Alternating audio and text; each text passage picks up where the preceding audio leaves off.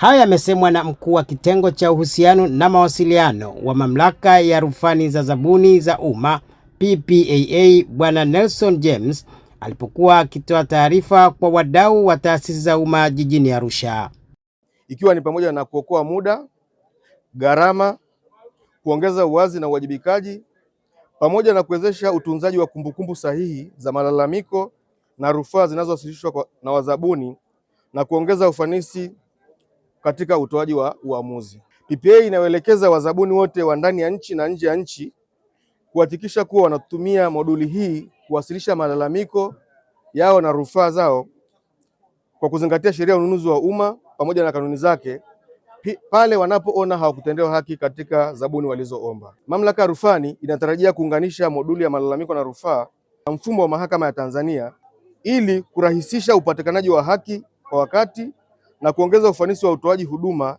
ikiwa ni njia mojawapo ya kuimarisha matumizi ya teknolojia katika sekta ya ununuzi wa umma. Tunatoa wito kwa wazabuni kutumia mfumo huu ili wasaidie kupunguza gharama, lakini pia unaongeza uwazi na uwajibikaji kwa taasisi nunuzi na kwa mzabuni mwenyewe na mwisho wa siku inamwezesha kupata haki kwa wakati. Kwa upande wao, baadhi ya wadau wa taasisi za umma wamesema mfumo huo umeanza kuleta tija, ikiwemo ya kurahisisha uwasilishaji wa nyaraka na kupunguza gharama zilizokuwa zikitumika kusafirisha nyaraka hizo kwa njia za kawaida, ambao sasa umeboreshwa.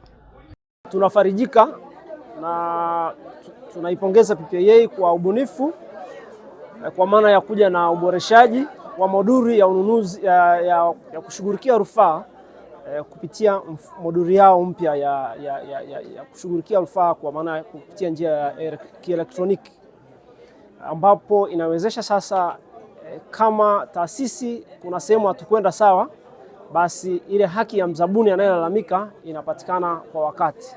Kama taasisi ilipokuwa labda inatokea kuna changamoto ya rufaa, inakulazimu kuwasilisha nyaraka makao makuu, unazipeleka kwa mkono, lakini kwa sasa nyaraka zinaweza zikawasilishwa kwa wakati. Kwa maana hiyo inatusaidia sisi kama taasisi nunuzi kupunguza gharama.